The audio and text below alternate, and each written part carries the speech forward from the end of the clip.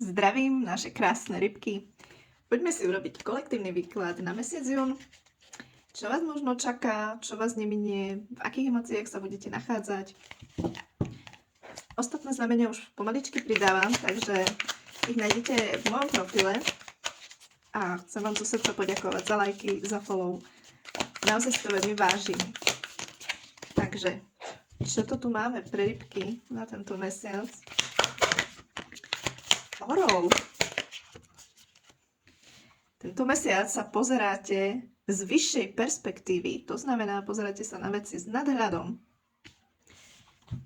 Máte tu hviezdneho predka, čiže nasledujete hlas svojej duše, čo je teda pre rybky, pre nás.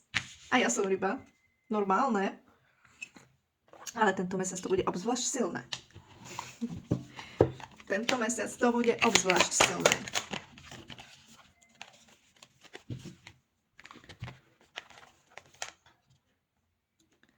Niektorí sú tu v procese čakania. Čakáte na nejakú dôležitú informáciu, dôležitú správu, dôležitú vec, ktorú chcete, aby sa naplnila. Máme tu ešte jednu vecičku, ktorá tento mesiac zrejme nás rybky opantá, a to je to, že budeme chcieť si dobiť svoju pravdu, ale karty nám radia, vzdaj sa potreby mať pravdu. Aby sme mali viacej času a viacej priestoru na ten nadhľad z vyššej perspektívy a aby sme mali čas naslúchať svoje duše, svojim dušičkám. Ja dneska rozprávam. Dobre, takže tento mesiac sa nesie v znamení orla.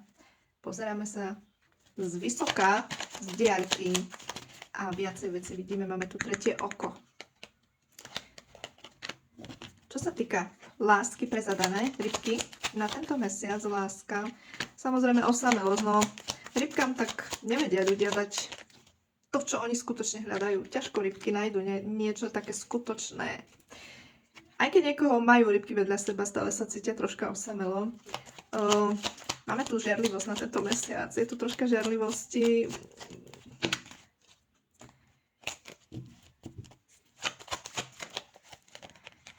Ja to takto vidím, že ako nemáme tu moc. Nie je tu tento mesiac moc čas na riešenie tej lásky, keď už, tak žiarlivosť. Skôr ja to vidím tak, že tento mesiac naozaj rybky sú duchovne vedení, majú tu proste tú svoju dušičku, sila, pravda. Nie je tam čas moc na lásku, čiže vidím tu veľa pretvárok.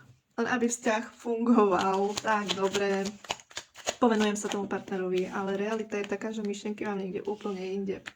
Takže tak troška povrchne rybky môžu pôsobiť tento mesiac troška povrchne.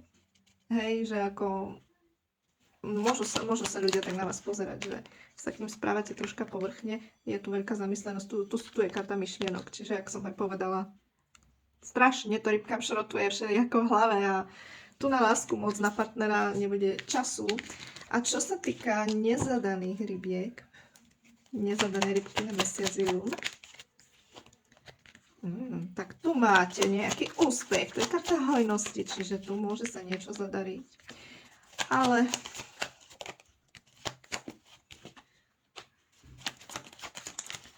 ja to tak vidím, niektorým tu príde možno začiatkom mesiaca niečo, nejaká osoba možno, alebo niečo sa nové otvára, ale potom z toho akoby nič moc nebude. Vidím tu zase osamelosť, takže u niektorých to možno takto platí. Je tam nedostatok, stále tam vidím nejakú stratu a nejaký nedostatok.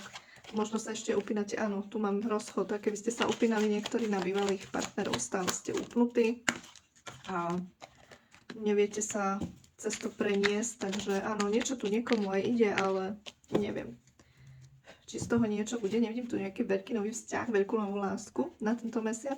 No a čo sa týka financií pre rybky, niekomu tu ide niečo príjemné, niečo do daru.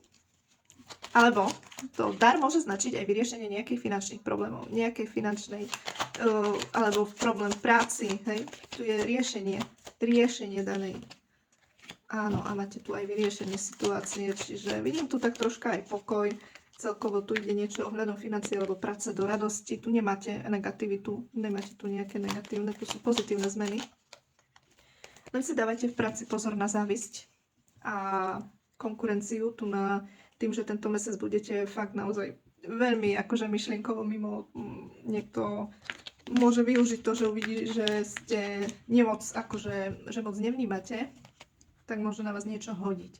Čo sa týka, čo sme to mali? Lásku sme mali, financie sme mali. Kúkne mám ešte zdravie, kde ste tento mesiac oslabené rybky. Zdravie. No, tu sú viaceré zdravotné problémy, ktoré sa neriešia. Niekto tu má viaceré, ale je tu Božie oko.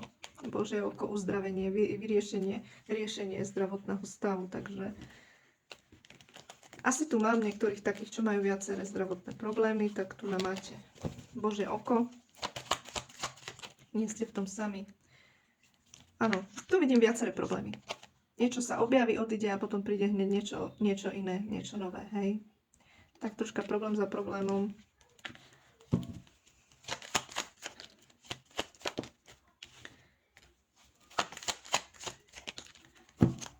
Máte tu dobré zdravie, ale naozaj je treba sa o to aj starať. Takže dajte si pozor tento mesiac na nejaké prejedanie zbytočné a tak. Tu máte, proste vidím tu žalúdok, je tu peňaženka a strašne mi pripomína žalúdok. Proste mi hrozne pripomína žalúdok. Takže naozaj buď prejedanie alebo nejaké zbytočné, aby ste si potom niečo nevyčítali, žalúdok, trávenie a tak ďalej. Jo? Takže ja vám krásne ďakujem, budem veľmi vďačná za like, za follow, ak ma ešte nesledujete. Napíšte mi do komentára, či to na vás sedelo. Ďakujem.